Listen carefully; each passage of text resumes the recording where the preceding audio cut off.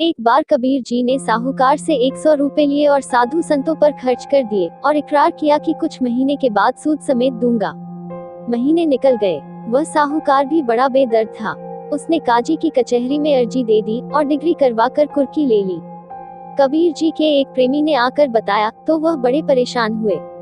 उन्होंने अपनी पत्नी लोई जी से कहा कि घर का सारा सामान पड़ोसियों के यहाँ पर रख दो, जिससे साहूकार उनको जब्त ना करा सके, और मैं 4 दिन इधर उधर चला जाता हूँ। जब रुपए होंगे तो साहूकार को देकर उससे देरी के लिए माफी मांग लूंगा। लोई जी ने कहा, स्वामी, मुझे विश्वास है कि राम जी अपने भक्त की कभी कुर्की नहीं होने देंगे। आपको कहीं पर भी जाने की जरूरत नहीं है। कबीर जी ने अपनी पत्नी का विश्वास देखा, फिर भी कहा, लोई, फिर भी मुझे कुछ दिन कहीं पर बिताने चाहिए। लोई जी ने कहा, स्वामी जी, इसकी कोई जरूरत नहीं है, इस काम को राम जी आप ही संवारेंगे।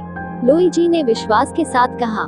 कबीर जी मुस्कुराकर बोले, प्यारी लोई, यही तो तेरा गुरु रूप है।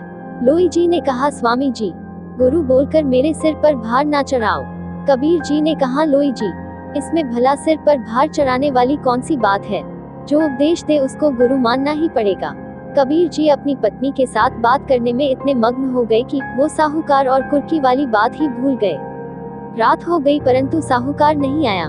सोने से पहले कबीर जी ने फिर कहा, लोई, ऐसा लगता है कि साहूकार सवेरे पियादे लेकर कुर्की करने आएगा। लोई जी ने दृढ़ता के साथ कहा, स्वामी जी, जी नहीं, बिल्कुल नहीं, कतई नहीं, कोई कुर्की नहीं होगी। परमात्मा जी उसे हमारे घर पर आने ही नहीं देंगे। कबीर जी ने कहा, लोई, तूने मेरे राम से कुछ ज्यादा ही काम लेना शुरू कर दिया है। लोई जी ने कहा, स्वामी, जब हम उसके बन गए हैं तो हमारे काम वो नहीं करेगा तो कौन करेगा? तभी अचानक किसी ने दरवाजा खटखटाया। लोई जी ने उठकर दरवाजा खोला तो सामने साहूकार का मूशी खड़ा हुआ था, जो साहूकार की तरफ से तकाजा करने जाया करता था। लोई जी ने मूशी से पूछा, क्यों राम जी के भक्त हमारी कुर्की करने आए हो? मूशी ने नम्रता से कहा, जी नहीं माता जी, आपकी कुर्की करने कोई नहीं आएगा, क्योंकि जब हम कल कचहरी से कुर्की लेने गए तो वहाँ पर एक सुंदर मुखड़े वाला और रेशमी वस्त्र धारण करने वाला सेठ आया हुआ था। उसने हमसे पूछा कि आपको कितने रुपए कबीर जी से लेने हैं।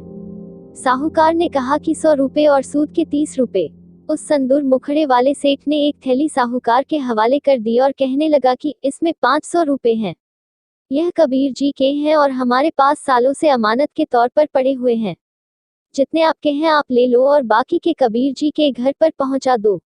साहूकार जी उनसे और बातचीत करना चाह रहे थे, परंतु वह पता नहीं एकदम से कहां चले गए, जैसे छूमंतर हो गए हों। यह देखकर साहूकार पर बहुत प्रभाव पड़ा। वह समझ गया कि कबीर जी कोई इलाही बंदे हैं और वह उनकी कुर्की करके गुनाह के भागी बनने जा रहे थे। साहूकार जी ने यह थैली आपके पास भेजी है, इसमें पूरे 500 रुपए हैं।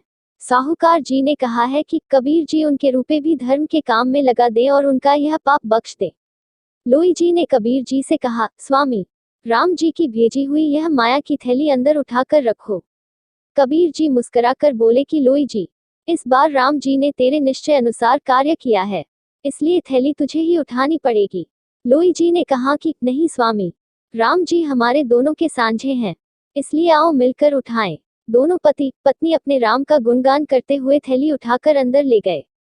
उसी दिन कबीर जी के घर पर एक बहुत बड़ा भंडारा हुआ, जिसमें वह सारी रकम खर्च कर दी गई। दोस्तों, अगर हमारा भगवान पर संपूर्ण विश्वास हो तो वह सदैव हमारे लिए उपस्थित रहते हैं। दोस्तों, आज की यह मोटिवेशनल स्टोरी भक्त का विश्वास मोटिवेशनल स्टोरी इन हिंदी आपको कैसी लगी कमेंट में जरूर बताएं, और ऐसी ही मोटिवेशनल स्टोरी इन हिंदी के लिए मेरे साथ कहानी मार्ट में बने रहे। धन्यवाद।